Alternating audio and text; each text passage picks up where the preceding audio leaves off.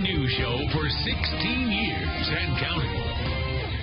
Thanks for staying with us. I'm Bill O'Reilly in a personal story segment tonight. Political correctness. It has reached critical mass in America as many folks are terrified of even giving opinions for fear of being branded a villain. Joining us now from Dallas, Nick Adams, author of the book Retaking America, Crushing Political Correctness. Here in New York City, Michael Rechtenwald, professor of liberal studies at NYU. So you were put, Professor, on paid leave, okay, for actually attacking the PC culture at your college, correct? That's right. Well, what I did is I established an anonymous Twitter account, the anti-PC NYU prof, and I tweeted a few tweets about political correctness and the way it was ruling the university. Give me an example.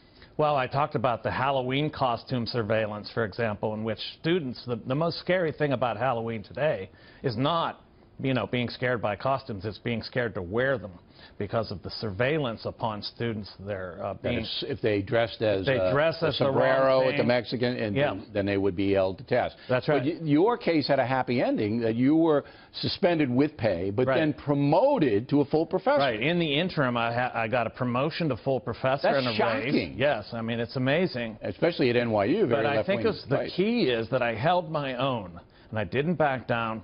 I continued to say what I was saying and to say... Based upon freedom of speech, right? Freedom of speech, that's right.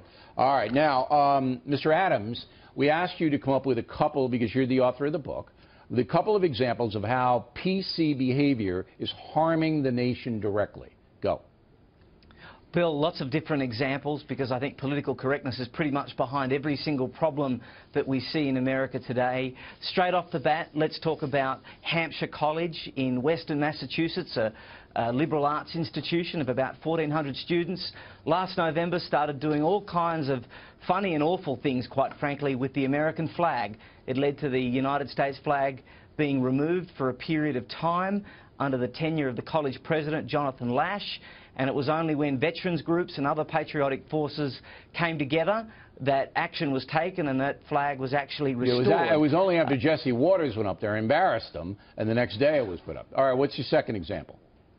The second example, I think, is a pretty recent example of the travel ban and the reaction to it, specifically on Capitol Hill, and even more specifically, Senate Minority Leader Chuck Schumer, who put on an Oscar-worthy performance, replete with crocodile tears and different props, talking about how this travel ban that the president had signed, which was really seeking to keep us safe, was mean-spirited, that the Statue of Liberty had tears running down her cheeks. Right, it was anti-Muslim. He was waxing lyrical. That's what it was. All right, those are good examples.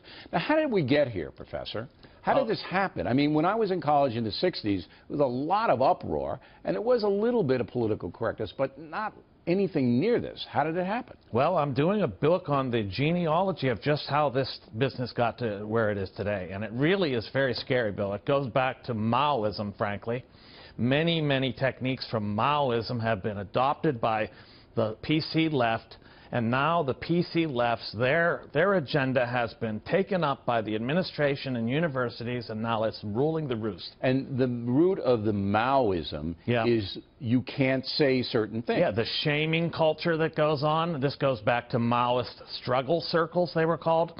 And the self-deprecation that people are expected to engage in. This goes back to what is called Maoist autocritique, in which one deprecates oneself before the audience and tears oneself to pieces. Especially if you're white, straight male, cisgender male. You're the oppressor then. That's right. Okay, so that's what the PC culture is going for here. Do you see it the same way, Mr. Adams? I do, Bill, but I think that political correctness is far more than just an imposition on speech. I think it's a way of life. I think it's a mentality. It's a psychology. It's one that says that you should strive for mediocrity as opposed to greatness, that success shouldn't be celebrated or admired, that it should be resented, that you shouldn't colour outside of the lines. I can't think of anything more un-American or anti-American, and whether it's porous borders, declining educational standards, as you illuminate every Monday night across America, all of those things really have their roots in politically correct hostility aimed directly at the values that have made America the exceptional nation on this earth. You guys both make great points, but here's one point that I want to make. Right now in this society, achievers are considered the enemy, and people who don't achieve are considered the victims. And that That's exactly PC has seeped in almost everywhere. Gentlemen, thank you very much.